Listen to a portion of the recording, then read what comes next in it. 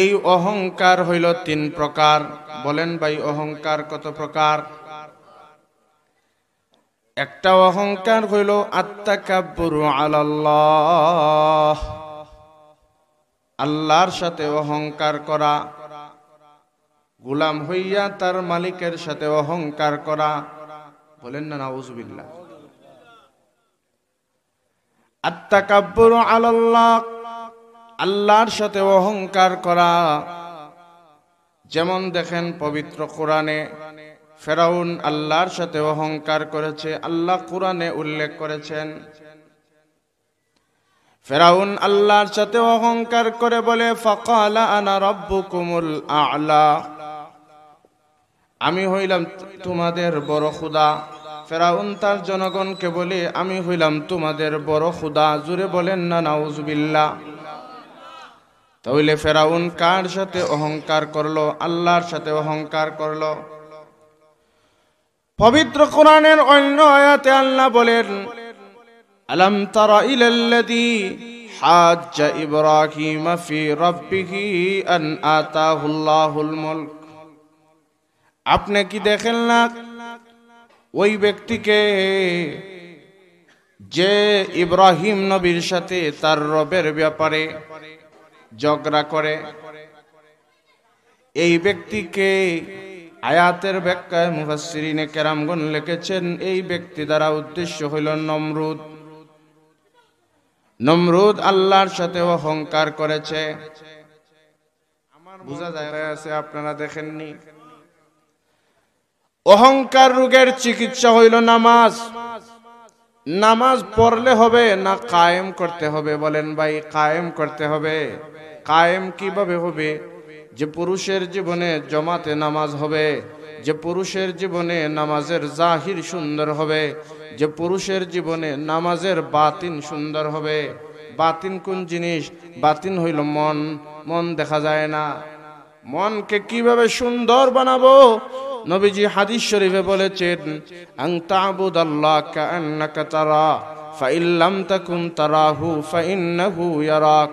ও নামাজি, তুমি এমন ভাবে নামাজে দাঁড়াও, তুমি একজনের গোলাম, তুমি মনে করো তোমার মালিক তোমার সামনে আছেন। আর যদি তুমি নামাজটা এইভাবে পাওয়ারফুল বানাইতে না পারো, অন্তত মনের মধ্যে এই কথাটা আনো, আমি গোলাম হিসাবে আমার মালিককে না দেখলেও মালিক কিন্তু তার গোলামকে ঠিকই দেখতেছেন। ইয়াহদিহিল্লাহু ফালা মুদিল্লা লাহু ওয়া মান ইউদ্লিলহু ফালা হাদিয়া লাহু। ونشهد أن لا إله إلا الله وحده لا شريك له، ونشهد أن سيدنا ونبينا ومولانا محمدا عبده ورسوله صلى الله تعالى عليه وعلى آله وأصحابه وبارك وسلم. أما بعد، فأعوذ بالله من الشيطان الرجيم. بسم الله الرحمن الرحيم.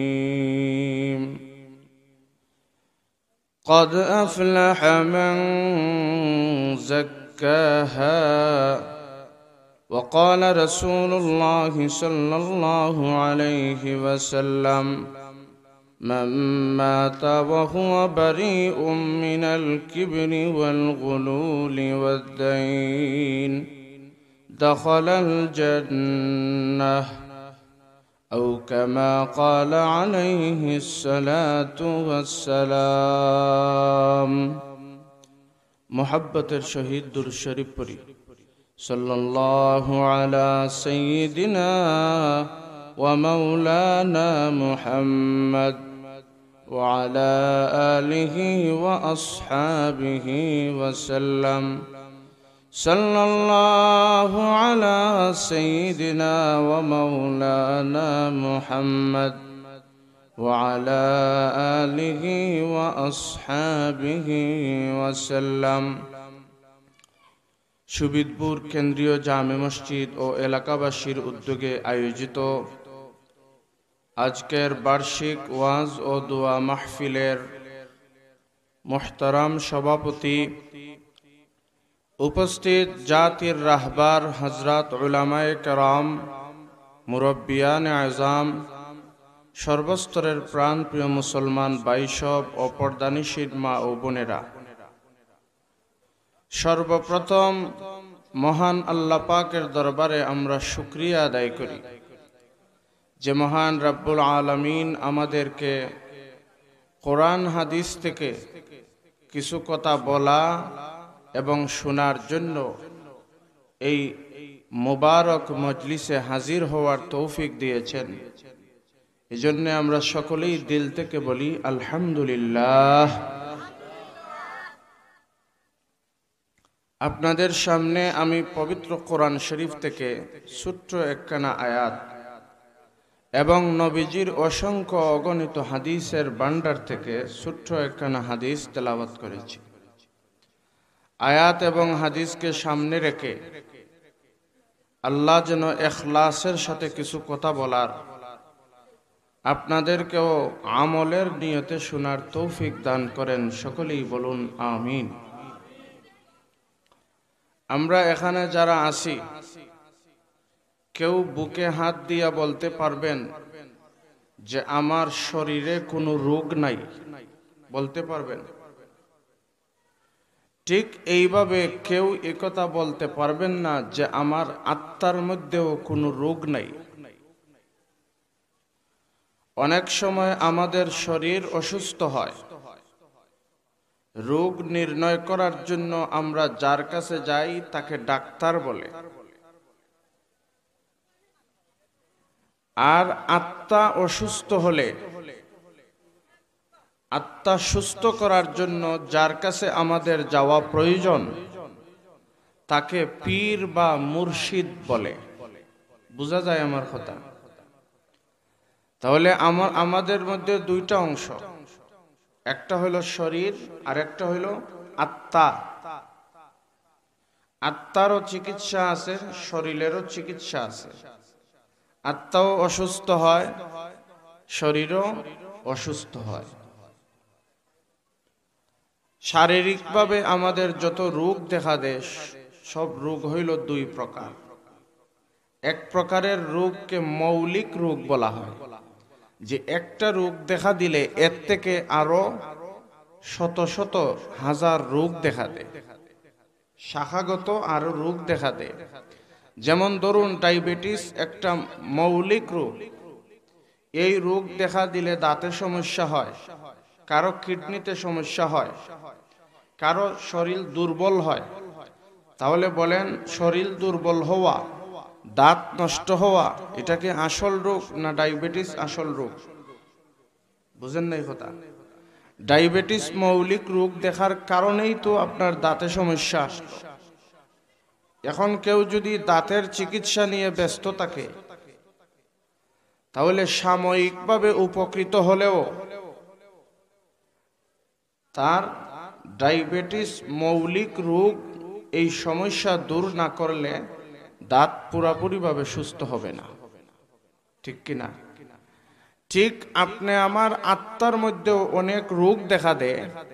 এর মধ্যে এক প্রকারের রোগ হইল মৌলিক রোগ। বুঝা যায় কথা ভাই? যে এই মৌলিক রোগ যদি আমাদের দেখা দেয়, তাহলে এর থেকে আরো শাখাগত রোগ দেখা দিবে।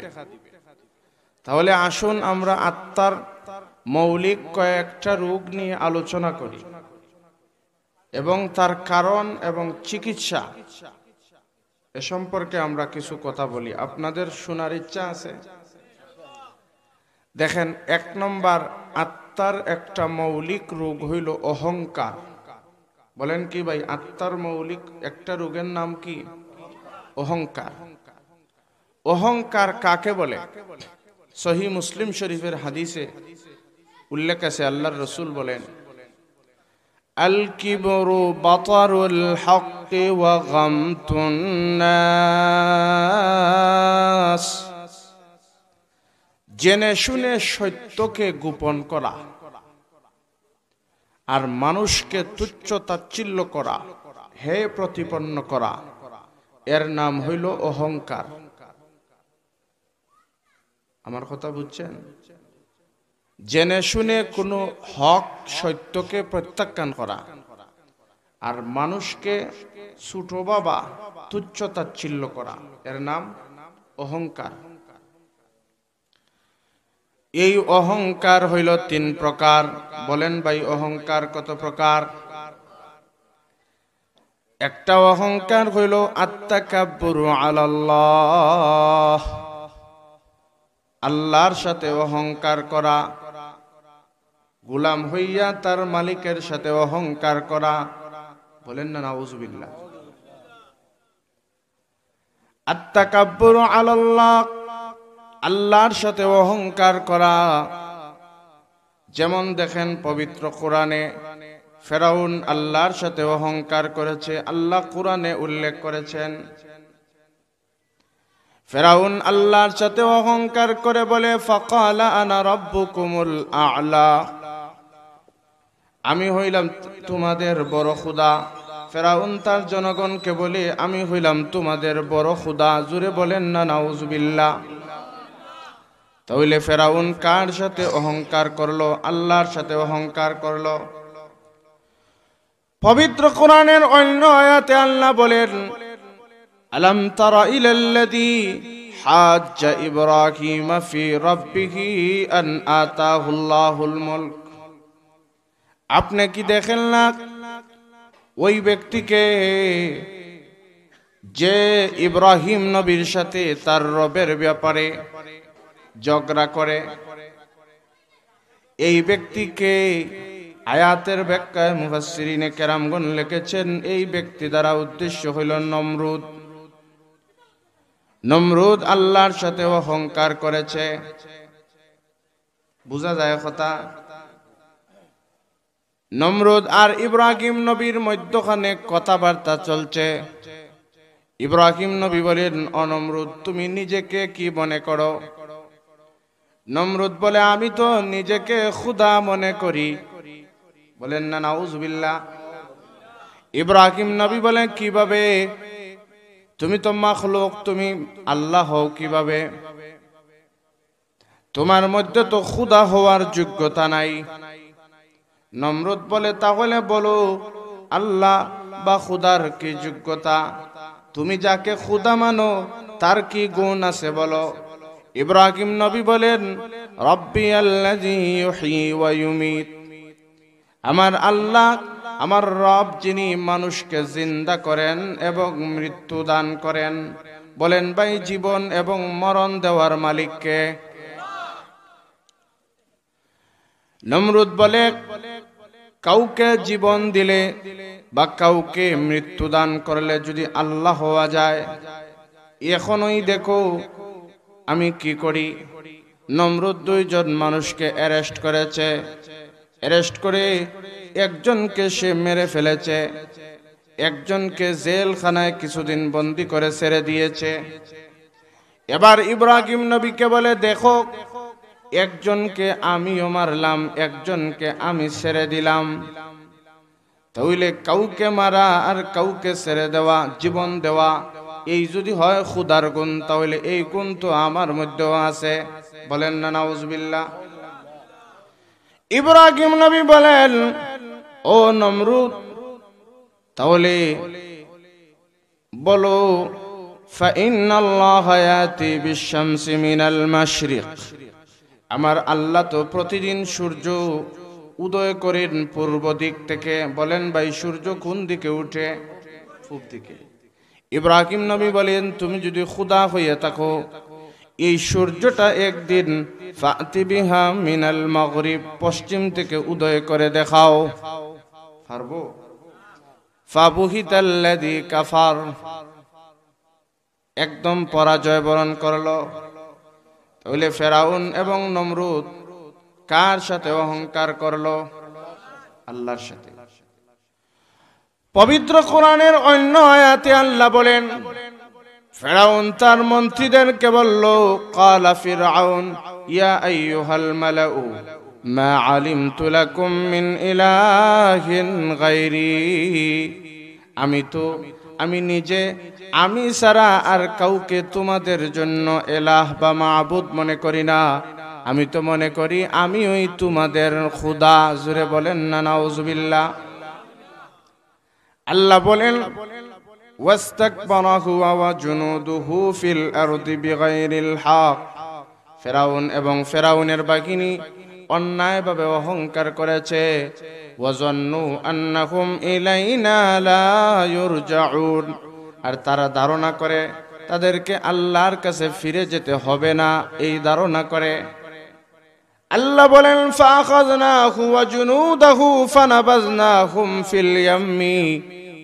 এই অহংকারী প্রেসিডেন্ট ফেরাউন এবং ফেরাউনের বাহিনীকে আমি ধরলাম। ফাআখাযনাহুম আমি তাদেরকে ধরলাম, সাগরে ডুবাইয়া মারলাম। মানে পৃথিবীর কোন জালিমকে আমি ছেড়ে দেই না। তাহলে ফেরাউন আল্লাহর সাথে অহংকার করছে, নমরুদও আল্লাহর সাথে অহংকার করছে। এবার আসেন আত-তাকাব্বুরু আলাল মুরসালিন। অহংকারের দ্বিতীয় প্রকার নবী রাসূলদের সাথে অহংকার করা। পবিত্র কোরআনে আল্লাহ বলেন মূসা আর হারুন দুজন নবীকে আল্লাহ দাওয়াত দিয়ে পাঠাইছেন, যাও ফেরাউনের কাছে। ফেরাউনের কাছে যাওয়ার পরে তাদের উপর ঈমান তো আনলই না, বরং কি বলল? অহংকার করে বলল ফাকালু আনুমিনু লিবাশারাইনি মিথলিনা ওয়া কওমুহুমা লানা আবিদুন। আমাদের মতোই তারা দুইজন সাধারণ মানুষ, আমাদের মতো দুইজন মানুষের কথায় কি আমরা তাদের উপর ঈমান আনব? ওয়া কওমুহুমা লানা আবিদুন, অথচ তাদের কওমের মানুষ আমাদের গোলাম। যদি বলেন না নাউজুবিল্লাহ।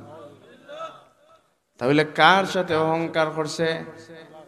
নবী রাসূলের সাথে। কার সাথে? আমাদের নবীজির বেলায় আসেন মক্কার কাফেররা কি বলেছে? মালি হাযার রাসূল ইয়াকুলুত তাআম ওয়া ইয়ামশি ফিল আসওয়াক। এই নবীর কি হইল? আমাদের মতো বাজারেও যায়, খানাও খায়, তার উপর আমরা ঈমান আনবো না। যদি বলেন না নাউজুবিল্লাহ। তাহলে পৃথিবীতে একদল মানুষ আল্লাহর সাথে অহংকার করেছে, পৃথিবীতে আরেক দল মানুষ নবী রাসূলের সাথে অহংকার করেছে। 3 নম্বর হইল আত-তাকাব্বুরু আলান নাস, মানুষের সাথে অহংকার করা। মানুষের সাথে অহংকার করা। পবিত্র কোরআনে আল্লাহ বলেন ওয়াইয কুলনা লিল মালাইকাতি ইসজুদু লিআদম ফাসাজাদু ইল্লা ইবলিস। আদমকে সিজদা করার জন্য সকল ফেরেশতাদেরকে আমি যখন হুকুম করলাম, ফাসাজাদু সবাই সিজদা করলো, ইল্লা ইবলিস ইবলিস সিজদা করলো না। আবা ওয়াস্তাকবারা সে অস্বীকার করলো, অহংকার করলো। ওয়া কানা মিনাল কাফিরিন আর সে কাফিরদের অন্তর্ভুক্ত হইয়া গেল। তাহলে ইবলিস কার সাথে অহংকার করছে? মানুষের সাথে। এই অহংকার করার কারণে আল্লাহ বলেন হে ইবলিস ফাহবিত মিনহা, জান্নাত থেকে বের হইয়া যাও।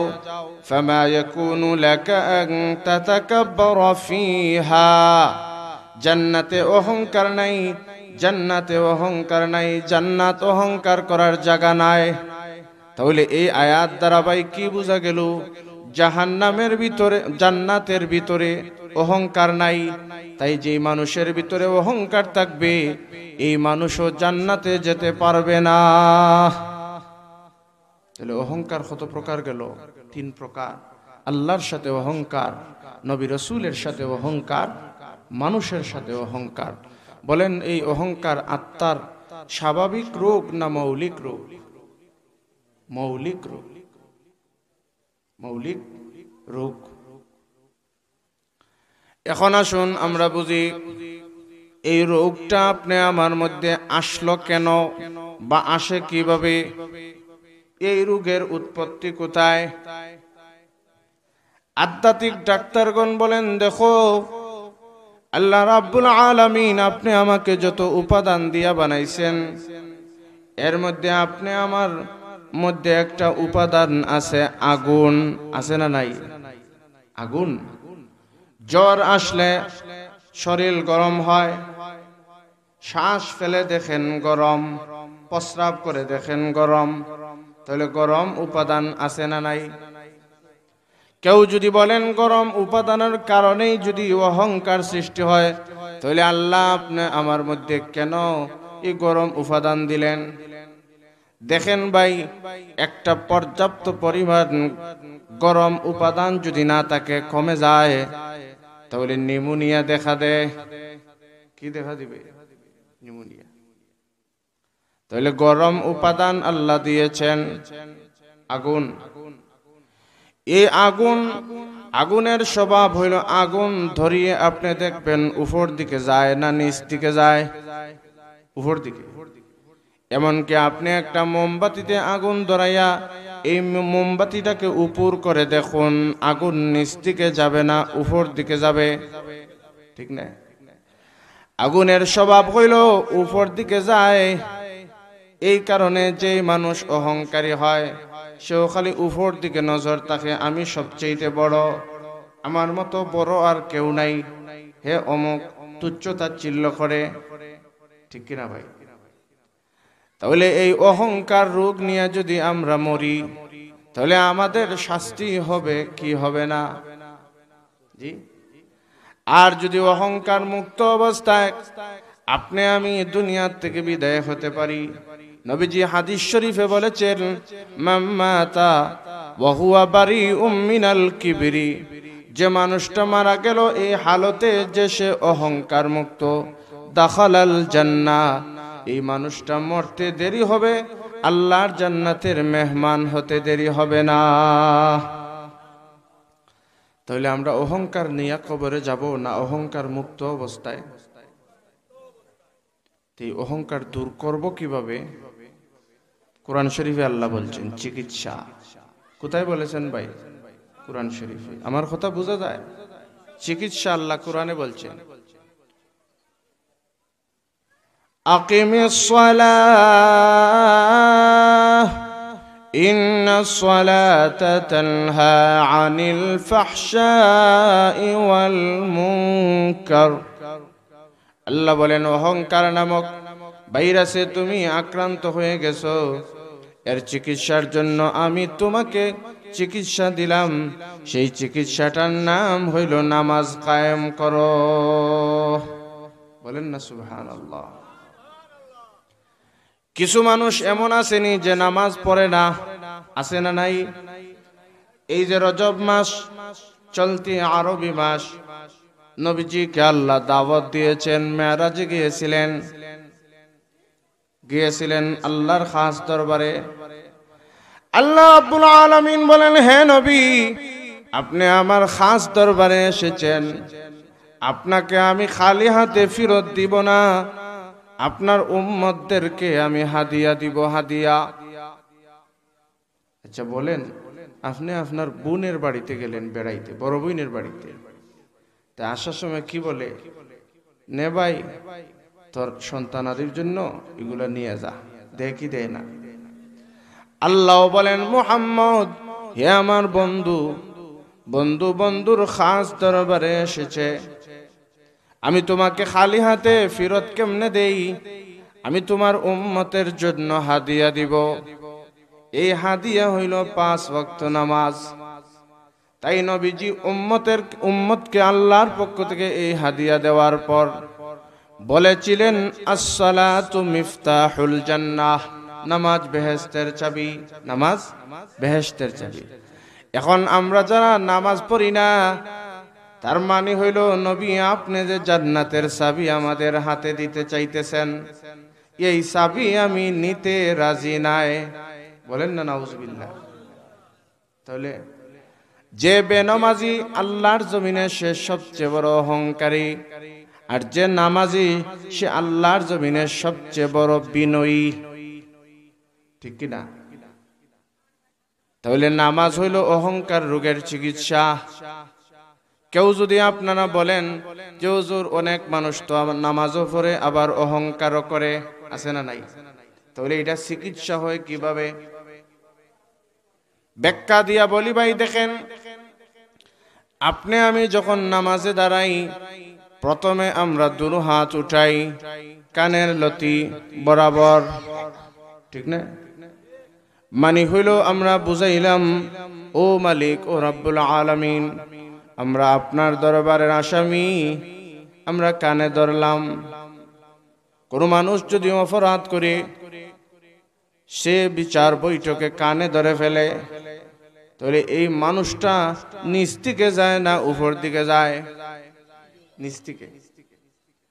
ও মালিক, আমরা তোমার গোলাম, নামাজে দাঁড়াইলাম, কানে ধরলাম, মানে আল্লাহ আমরা আপনার দরবারের আসামি, আপনার দরবারের আসামি, মানে আমার অহংকার বরত্বর এক ধাপ নিচে গেল। তারপর আমরা হাত বাঁধি এইভাবে নাভির নিচে, পুরুষেরা হাত বাঁধি কেন? নাভির নিচে হাত বাঁধলে আপনার বিনয় প্রকাশ পায়, পুরুষেরা সিনাতে হাত বাঁধলে বেটাগিরি প্রকাশ পায়, ঠিক না? হাত বাঁধি। আল্লাহ আমরা এইভাবে হাত বাঁধলাম কেন গো মালিক? তোমার দরবারের আসামি। আমরা হাতের মধ্যে হ্যান্ডকাফ লাগাইলাম, হ্যান্ডকাফ। তাহলে হাতের মধ্যে হ্যান্ডকাফ লাগাইলে এই মানুষের বরত্ব বাড়ে না কমে? কমে। 3 নম্বরে দেখেন, আমরা যে দাঁড়াইলাম, একজন আসামি হাকিমের দরবারে যেইভাবে দাঁড়ায়, আমরাও এইভাবে অত্যন্ত বিনয়ের সাথে 2 পায়ের মধ্যখানে 4 আঙ্গুল পরিমাণ ফাঁক রেখে দাঁড়াইলাম আসামি অবস্থায়। 4 নম্বর হইল আমরা নজর রাখলাম দাঁড়ানো অবস্থায় সেজদার জায়গায়, ঠিক না? আসামি হাকিমের সামনে তার চোখ বরাবর তাকায় না, নিচ দিকে চায়, মানে নত হয়। আল্লাহ আমি নামাজে দাঁড়াইয়া দাঁড়ানো অবস্থায় তোমার সামনে গো মালিক আমার চক্ষুটা আমি সেজদার জায়গায় রাখলাম, মানে আমি নিচু হইলাম। তারপরে আমরা রুকুতে গেলাম। কোরআনে আল্লাহ বলেন, ইয়া আইয়ুহাল্লাযীনা আমানুর কাউ, হে ঈমানদারেরা তোমরা রুকু করো। আমরা রুকুতে গেলাম, মানে আল্লাহর কুদরতি পায়ের সামনে আমরা মাথা ঝুঁকাইয়া দিলাম। তাহলে আমাদের অহংকারের আরো এক ধাপ আমরা নিচ থেকে গেলাম, ঠিক না? সর্বশেষ যখন আপনি আমি সেজদায় চলে গেলাম, কি বুঝাইলাম? হে মালিক, আমি সেজদায় চলে গেলাম, মানে আমার শ্রেষ্ঠ অঙ্গ কপালটা এমন জায়গায় রাখলাম, গোলাম হিসাবে এর চাইতে নিচে যাওয়ার আর কোনো সুযোগ নাই। আল্লাহ যেখানে মানুষের পা রাখে, কদম রাখে, সেখানে আমার শ্রেষ্ঠ অঙ্গটা রাখলাম। আল্লাহ রাব্বুল আলামিন বলেন, ও বান্দা, মান তাওয়াজা লিল্লাহ, নবীজি বলেছেন মান তাওয়াজা লিল্লাহ, এইভাবে যে আল্লাহর জন্য বিনয়ী হইয়া যায়, আল্লাহ রাব্বুল আলামিন তার মর্যাদা বাড়াইয়া দেন। বলেন না সুবহানাল্লাহ। এই সময় যদিও বাহ্যিকভাবে দেখা যায় আপনি আমি কপাল রাখি মাটিতে, কিন্তু আল্লাহর মহব্বতে এটা টান দিয়া আরশে আজিমে নিয়া আপনি আমার মালিকের কুদরতি পায়ে লাগাইয়া দেয়। বলেন না সুবহানাল্লাহ। আল্লাহ রাব্বুল আলামিন খুশি হইয়া বলেন, ও নামাজি, তুমি যখন এইভাবে নামাজের মাধ্যমে বিনয় প্রকাশ করেছ, ইন্নাস সালাতা তানহা আনিল ফাহশাই ওয়াল মুনকার, তোমার এই নামাজে সকল প্রকার গুনাহ থেকে তোমার নামাজ হেফাজত করবে। তাহলে সকল প্রকার গুনার মধ্যে অহংকার গুনাও আছে না নাই? অহংকার দূর হইব না হইতো নাই? হইব। বাকি কথা রইল নামাজ পড়ে আবার অহংকার করে, আছে না নাই? এই প্রশ্নের জবাবে আল্লাহ বলেন, আমি তো বলেছি আকিমিস সালাহ, নামাজ কায়েম করো, নামাজ পড়ো, এইভাবে বলছি না, বলছি নামাজ কায়েম করো। তাহলে নামাজ কায়েম হয়ে কিভাবে বোঝা যায় ভাই কথা আমার? নামাজ কায়েম হয়ে কিভাবে এখন আমরা বুঝি? পুরুষের জীবনে নামাজের মধ্যে তিনটা জিনিস পাওয়া গেলে পুরুষের নামাজ কায়েম হবে। মহিলার জীবনে মহিলার নামাজের মধ্যে দুইটা জিনিস পাওয়া গেলে মহিলার নামাজ কায়েম হবে। যে মানুষের নামাজ কায়েম হবে এই মানুষের নামাজ তার অহংকার রোগের চিকিৎসা হবে। আর না হয় শুধু বাজার বাইটল নামাজ পড়লে হবে না। নবীজি হাদিস শরীফে বলেছেন, মান সাল্লা লিল্লাহি 40 ইয়াওমান ফি জামাআতিন ইউদরিকুত তাকবীরাতাল উলা কুতিবাত লাহু বারাআতুম মিনান নার ওয়া বারাআতুম মিনান নিফাক। যে পুরুষের জীবনে এক নম্বর হইল জমাতে নামাজ পাওয়া যাবে। জমাতে নামাজ পড়লে কি লাভ হবে? নবীজি হাদিস শরীফে বলেছেন, 40 দিন আপনি একটানা তাকবীর উলার সাথে জমাতে যদি নামাজ পড়তে পারেন, মুনাফিকের লিস্টে আপনার নাম থাকবে না, জাহান্নামীদের লিস্টেও আপনার নাম থাকবে না। বলেন না সুবহানাল্লাহ। যে পুরুষের জীবনে জমাতে নামাজ পাওয়া যাবে, যে পুরুষের জীবনে নামাজের জাহিরকে সুন্দর বানাবে, নামাজের জাহির বলতে যা দেখা যায়। নামাজে কিছু কাজ আছে ফরজ, কিছু কাজ আছে ওয়াজিব, কিছু কাজ আছে সুন্নত, ঠিক না? নামাজের রুকু সুন্দর করে মানে নামাজের জাহিরকে সুন্দর করলো, সেজদা সুন্দর করলো মানে নামাজের জাহিরকে সুন্দর করলো। যে পুরুষ নামাজের জাহিরকে সুন্দর বানাবে। 3 নম্বর হইল যে পুরুষ নামাজের বাতিনকে সুন্দর বানাবে, মানে যেই জিনিস দেখা যায় না। নামাজের মধ্যে আপনার মন কোথায় আছে আমি দেখিনি, আমার মন কোথায় আছে আপনারা দেখেননি। অহংকার রোগের চিকিৎসা হইল নামাজ। নামাজ পড়লে হবে না কায়েম করতে হবে? বলেন ভাই, কায়েম করতে হবে। কায়েম কিভাবে হবে? যে পুরুষের জীবনে জমাতে নামাজ হবে, যে পুরুষের জীবনে নামাজের জাহির সুন্দর হবে, যে পুরুষের জীবনে নামাজের বাতিন সুন্দর হবে। বাতিন কোন জিনিস? বাতিন হইল মন। মন দেখা যায় না। মনকে কিভাবে সুন্দর বানাবো? নবীজি হাদিস শরীফে বলেছেন, আন তা'বুদাল্লাহ কাআন্নাকা তারা ফাইন লাম তাকুন তারাহু ফাইন্নাহু ইয়ারাক। ও নামাজি, তুমি এমন ভাবে নামাজে দাঁড়াও, তুমি একজনের গোলাম, তুমি মনে করো তোমার মালিক তোমার সামনে আছেন। আর যদি তুমি নামাজটা এইভাবে পাওয়ারফুল বানাইতে না পারো, অন্তত মনের মধ্যে এই কথাটা আনো, আমি গোলাম হিসাবে আমার মালিককে না দেখলেও মালিক কিন্তু তার গোলামকে ঠিকই দেখতেছেন।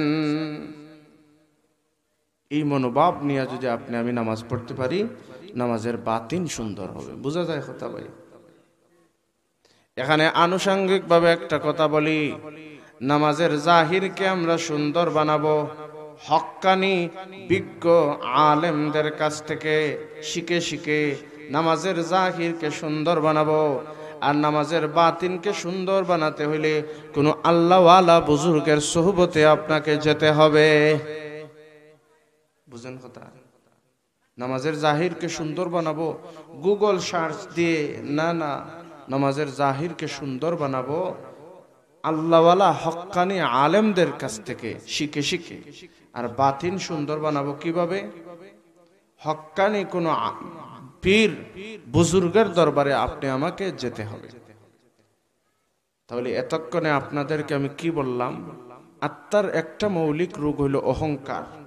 এই অহংকার 3 প্রকার। আল্লাহর সাথে অহংকার, নবী রাসূলের সাথে অহংকার, মানুষের সাথে অহংকার।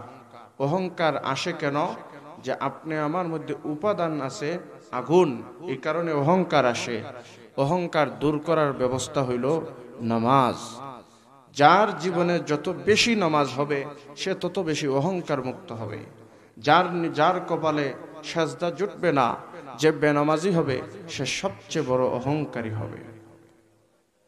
এতক্ষণে একটা রোগের প্রকার, রোগ কেন আসে এবং তার চিকিৎসা নিয়ে আপনাদের সামনে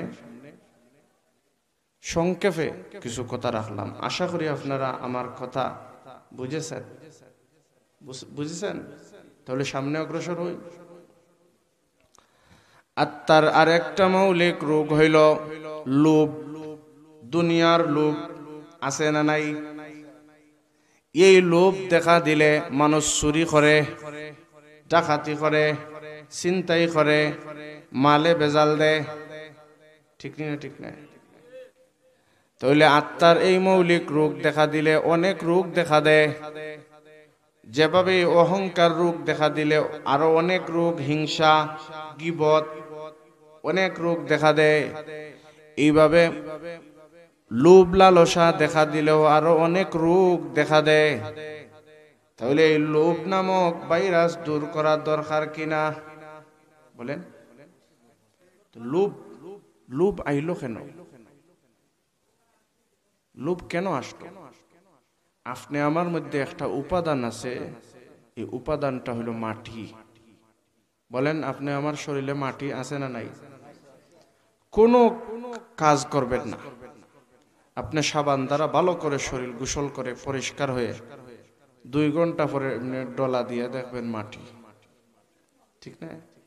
কোরআনে আল্লাহ বলছেন, মিনহা খালাকনাকুম ওয়া ফিহা নুঈদুকুম ওয়া মিনহা নুখরিজুকুম তারাতান উখরা। আমি তোমাকে মাটি দিয়া বানাইছি, মাটিতেই আবার ফিরাইয়া নিব, মাটির থেকেই আবার হাসরের মাটি তোমাদেরকে দাঁড় করাইব। তাহলে আমাদের ফাউন্ডেশন মাটি, আমাদের মূল ভিত্তি কি ভাই? এই মাটির একটা বৈশিষ্ট্য হইল হে হালাল হারাম বুঝে না, ফাক না ফাক বুঝে না। এই মাটির মধ্যে আপনি গরুর পায়খানা রাখেন, 2 দিন পরে এসে দেখবেন নাই। ঠিক না? মানুষের পায়খানা রেখে দেখেন, 5 দিন পরে এসে দেখবেন নাই। ঠিক না? এমনকি এই মাটির ভিতরে আপনি যদি একটা লোহাও পুঁতে রাখেন, লোহা, তাহলে কিছুদিন পরে এসে দেখবেন এই জায়গা মাটি সরাইয়া দেখবেন লোহা নাই, খাইলিস। তার মানে হইল মাটির বৈশিষ্ট্য হইল যা দেও আমি গিলমু, যা দেও আমি গিলমু, যা দেও আমি গিলমু। ঠিক না? সব আমার হইতো। যে মানুষের ভিতরে লোভ ঢুকে যায়, হয় ক্ষমতায় আমি তাকমু, আমি তাকমু, আমি তাকমু, আর কেউ আসবে না, মাল আমার হইতো আর কেউ না, চেয়ারম্যান আমি হইতাম আর কেউ না, মেম্বার আমি হইতাম আর কেউ না। ঠিক আছে? দোকান সবগুলার মালিক আমি হইতাম আর কেউ না। লোভ। এই লোভ হইল আত্মার মৌলিক রোগ। এটা কেন আসলো? আপনি আমার মধ্যে মাটি উপাদান আছে। কি উপাদান আছে? মাটি উপাদান। চিকিৎসা কি? আল্লাহ কুরআন শরীফে বলেন, আকিমুস সালাহ ওয়া আতুজ যাকাহ।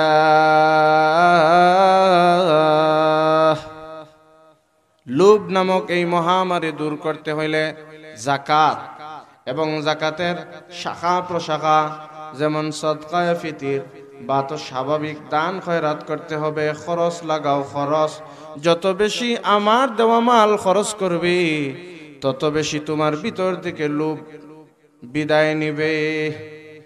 ভাই, মাল কে দিয়েছেন? এই মাল কি কবরে যাবে? যাবে? এক হাদিসে নবীজি বলেছেন, আপনি যা খাইছেন এটা আপনার, যে কাপড়টা আপনি পরিধান করছেন এটা আপনার, আর যেটা আখিরাতের জন্য খরচ করে গেছেন সেটা আপনার। বাকি যত মাল রেখে গেলেন একটাও আপনার না, সব আপনার ওয়ারিস, পরবর্তী প্রজন্মরা বন্টন করে নিবে। তাহলে আপনার কোনটা? নাই।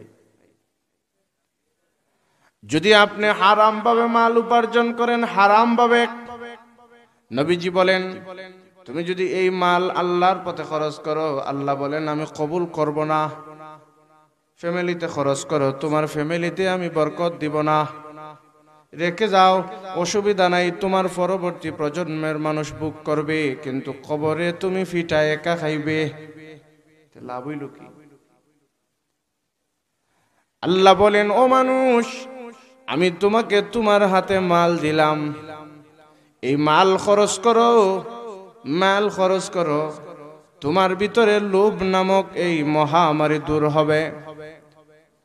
হাদিসে কুদসিতে আছে, আল্লাহ রাব্বুল আলামিন বলেন, আনফিক ইয়া ইবনা আদম, হে বনি আদম তুমি খরচ করো, উনফিক আলাইকা, আমি আল্লাহ তোমার উপর খরচ করব। আল্লাহ তুমি কোথায় খরচ করবে? এই হাদিসের ব্যাখ্যা মোল্লা আলী কারি লেখেন, ফিদ দুনিয়া ওয়াল উকবা, ইশারাতান ইলা কাউলিহি তাআলা, ওয়া মা আনফাকতুম মিন শাইইন ফাহুয়া ইউখলিফু। হে বনি আদম, তুমি আমাকে রাজি খুশি করার জন্য তোমার মাল খরচ করো, আমি আল্লাহ হয়তো দুনিয়াতে না হয় আখিরাতে তোমাকে দিয়া দিব। তাহলে মাল খরচ করলে কমবে ভাই, কমবে। কোরআনের অন্য আয়াতে আল্লাহ বলেন, ইয়ামহাকুল্লাহুর রিবা ওয়া ইউরবিস সাদাকাত, সুদে মাল কমে আর দান খয়রাতে মাল বাড়ে, দান খয়রাতে মাল বাড়ে। নবীজি এক হাদিসে বলেন, আস-সাখিয়ু কারীবুম মিনাল্লাহ, দান করো তুমি আল্লাহর কাছে প্রিয় হবে, কারীবুম মিনান নাস, মানুষের কাছেও প্রিয় হবে, কারীবুম মিনাল জান্নাহ, জান্নাতের নিকটবর্তী হবে, বাঈদুম মিনান নার, দুজখ থেকে দূরে সরবে। পক্ষান্তরে তোমার মাল যদি তুমি ধরে রাখো, খরচ করো না, তোমার নাম বখিল হবে। নবীজি বলেন, আল বাখিলু বাঈদুম মিনাল্লাহ, কৃপণ সে আল্লাহ থেকে দূরে, বাঈদুম মিনান নাস, মানুষ থেকেও দূরে, বাঈদুম মিনাল জান্নাহ, জান্নাত থেকেও দূরে, কারীবুম মিনান নার, দুজখের নিকটে। দূরে বলেন না নাউজুবিল্লাহ। তাহলে লোভ নামক ভাইরাস দূর করতে হইলে কি করা লাগবো? মাল খালি যা পারি আমরা জমা করা লাগবো না খরচ করা লাগবো? খরচ করা লাগবো। আল্লাহ কি বলছেন? ওয়ামা তুনফিকু মিন শাইইন ফাহুয়া ইউখলিফু, তুমি একদিকে খরচ করবে, আমি আল্লাহ আর একদিকে দিব। তুমি একদিকে খরচ করবে, আমি আল্লাহ আর একদিকে দিব। এখন আসেন আমরা বুঝি, লোভ নামক এই আত্মার মৌলিক রোগের চিকিৎসার জন্য আমরা যে মাল খরচ করব, কোথায় খরচ করব? বিশাল মাইরে খরচ করলে হবে? মুরুগ লড়াইয়ে বলে একটা পুরস্কার দিলেই হইব? কোথায় খরচ করতাম? ধরেন এই হুজুরের ভাই লন্ডন থেকে 50,000 টাকা পাঠাইছেন ব্যাংকে বা বিকাশে, তার মন মতো খরচ করলে হবে? আমার ভাই লন্ডন থেকে বিকাশে বা আমার অ্যাকাউন্টে পাঠাইছে 20,000 টাকা, আমার মন মতো খরচ করলে হবে? এই হুজুরের ভাই নবীগঞ্জ হুজুরের ভাই পাঠাইছে ধরুন 10,000 টাকা, তার মন মতো খরচ করলে হবে? তাহলে আমরা তিনজনের ভাই বিদেশ থেকে টাকা পাঠাইলো, টাকা পাঠানোর হার সংখ্যা কি এক সমান? খেউর ভাইয়ে 50,000, খেউর ভাইয়ে 20,000, খেউর ভাইয়ে দিছে 10,000, ঠিক না? আল্লাহ বলেন, ইন্না রাব্বাকা ইয়াবসুতুর রিজকা লিমান ইয়াশাউ ওয়া ইয়াকদির, আমি আল্লাহ যাকে চাই রিজক বাড়াইয়া দেই, যাকে চাই কমাইয়া দেই। কাউকে দেই 50,000 মালিক বানাইয়া, কাউকে দেই 20,000 টাকার মালিক বানাইয়া, কাউকে দেই 10,000 টাকার মালিক বানাইয়া। তবে তোমার বাইর টাকা আসলে যেভাবে তোমার মন মতো খরচ করলে হবে না। আমি আল্লাহ তোমাকে মাল দিয়েছি, তোমার মন মতো খরচ করলে হবে না, আমার বাতানুপথে খরচ করবে, তোমার এই খরচ করাটাও সওয়াব হয়ে যাবে। তা আসেন আমরা কয়েকটা খাত বলি, কোথায় কোথায় আমরা মাল খরচ করব। বুঝেন নাই কথা? মাল তো খরচ করতে হবে। খরচ যদি করি না, তাহলে মাল আমি রাখিয়ে ওই চলে যাব, মাল তো আর সাথে নিয়ে যাইতে পারবো না, ঠিক আছে না? লাশের দেখবেন এইভাবে দুই হাত খুল্লা থাকে, খোলা থাকে। কেন? লাশ বুঝাইতে চায় যে দেখো ভাই, যে খালি হাতে আইসলাম সব রাখিয়া খালি হাতে যাইতেছি, ঠিক না ভাই? তাহলে মাল তো রাখিয়া এমনিও যাওয়া লাগবো। তাহলে আল্লাহকে খুশি করার জন্য আর লোভকে দূর করার জন্য খরচ করা দরকার আছে না নাই? বলেন কোথায় খরচ করব? মন মতো খরচ করব? না না, মন মতো খরচ করলে হবে না, আল্লাহর বাতানুগতে। দেখেন আমি কয়েকটা খাতের কথা বলি। 1 নম্বর, ইয়াসআলুনাকা মাযা ইউনফিকুন কুল মা আনফাকতুম মিন খায়রিন ফালিল ওয়ালিদাইন। হে রাসূল, আপনাকে জিজ্ঞাসা করবে কোথায় তার মাল খরচ করবে, আপনি বলে দিন ফালিল ওয়ালিদাইন, সে যেন তার মা বাবার পিছনে মাল খরচ করে। তাহলে একটা খাত পাইলাম নি ভাই, কোথায় খরচ করব বলেন? অনেক ফ্যামিলিতে এমন আছে 2 ভাই 4 ভাই, মা বাপ নিয়ে ঠেলাঠেলি করে, আছে না নাই? গত মাসও আমি চিকিৎসা করাইলাম, এই মাসও হে দে না কেন, আমি দিতাম কেন, আছে না নাই? তুমি কপাল ভরা। বরং আমি চেষ্টা করব, বা তো আমার মনের মধ্যেই তামান্না থাকবে, যদি আমার মা বাবার সকল জরুরত আল্লাহ আমার দ্বারা পূরণ করায় তাহলে আমি আরো ভাগ্যবান, ঠিক না? তাহলে বলেন ভাই, আমরা মাল কোথায় খরচ করব? মা বাবার পিছনে।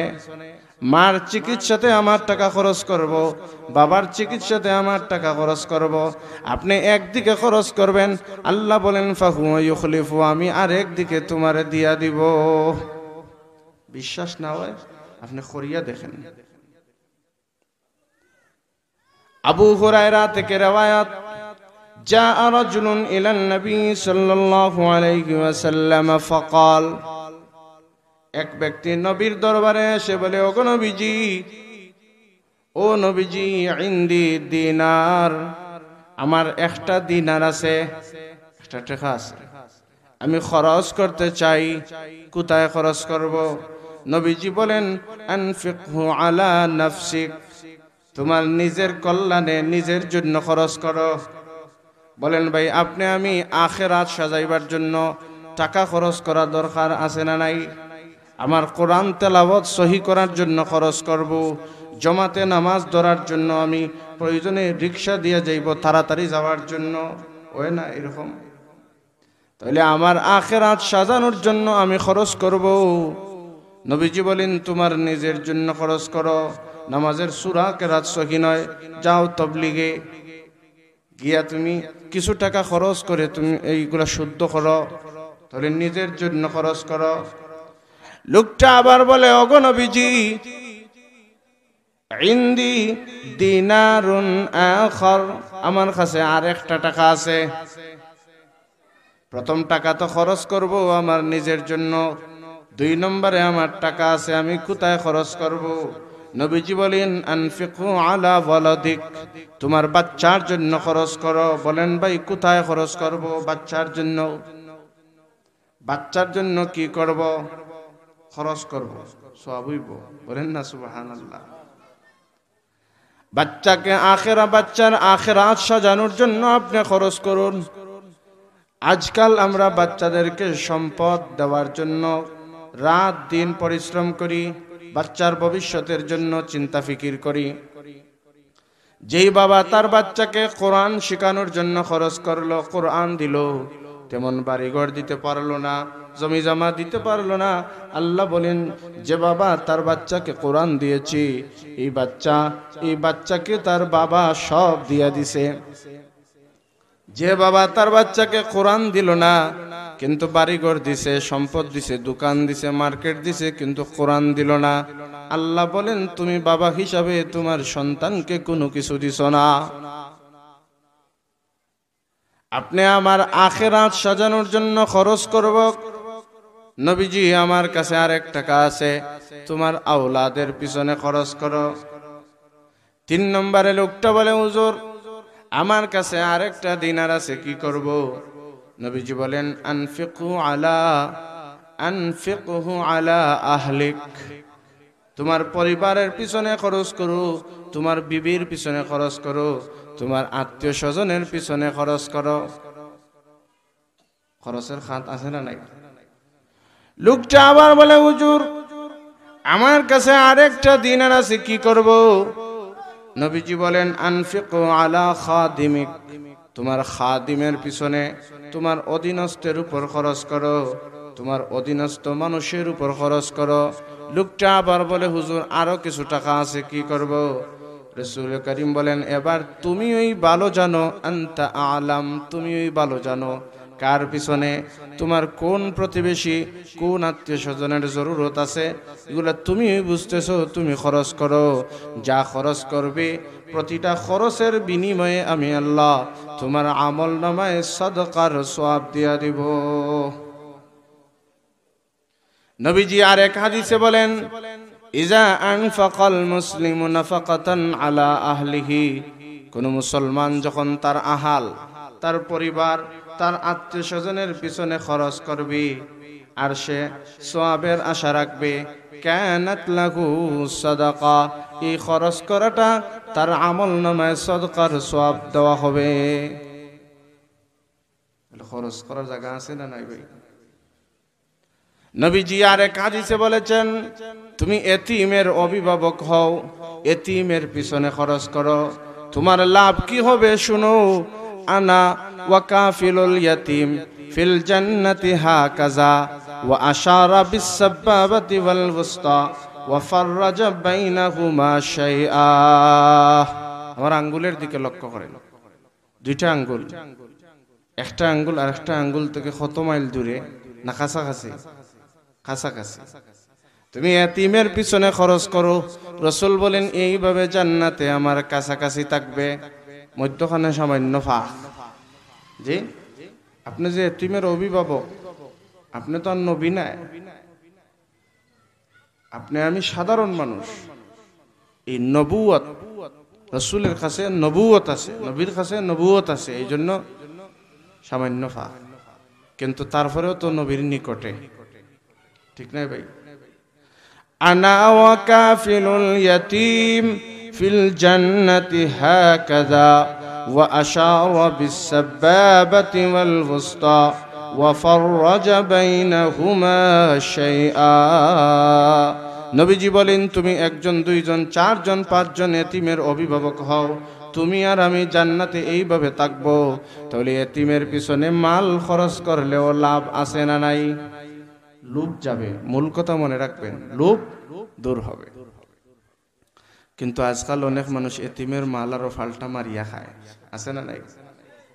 কোরআনে আল্লাহ বলেন, এতিমের যে মাল খাও, শুনে রাখো, উলাইকা মা ইয়াকুলুনা ফি বুতুনিহিম ইল্লান নার, এটা এতিমের মাল খাইছো না, পেটের মধ্যে আগুন ঢুকাইছো। বলেন না নাউজুবিল্লাহ। অন্যায়ভাবে এইভাবে মাল খাওয়া ঠিক আছে? নবীজি আরেক হাদিসে বলেন, অনেক মহিলাদের আছে স্বামী নাই, বিধবা আছে না নাই? এই মহিলার বাচ্চা থাকতেও পারে, নাও থাকতে পারে। নবীজি বলেন, আস-সাঈ আলাল আরমালা কাল মুজাহিদ ফি সাবিলিল্লাহ, একজন বিধবা অসহায় নারীর জরুরত পূরণ করার জন্য যদি তুমি চেষ্টা করো, তাহলে আল্লাহর রাস্তায় জিহাদ করলে যেই সওয়াব, এই সমপরিমাণ সওয়াব তোমার আমলনামায় দেওয়া হবে। এমন কি আপনার টাকা আছে, আমি বিপদে পড়ে গেছি, আপনি যদি আপনার লোভ দূর হওয়ার জন্য আমাকে খরচ দেন, ঠিক আছে হুজুর আপনি 15 দিন পরে দিবেন, আপনি দিয়েছেন 500 টাকা। নবীজি হাদিস শরীফে বলেন, কুল্লু কারজিন সাদাকাহ, প্রত্যেকটা খরচ সাদাকার সওয়াব পাবেন। আপনি 1 টাকা দিয়েছেন আমারে খরচ, আমি আপনার এটা আবার রিটার্ন করে দিব, তারপরেও আপনি 1 টাকা দান খয়রাতের সমান সওয়াব পাইছেন। বলেন না সুবহানাল্লাহ। মাল আইলে মহব্বত আইব, টাকা পয়সার জন্য মহব্বত আছে না নাই?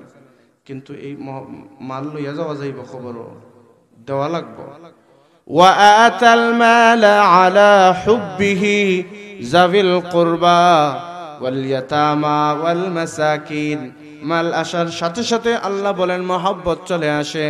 এই মহব্বত থাকা সত্ত্বেও যে মানুষ তার আত্মীয় স্বজন, নিকটাত্মীয়, এতিম, মিসকিন, গরিব এদেরকে দেয়, আমি তাদের লোভ দূর করে দিব, লোভ দূর করে দিব।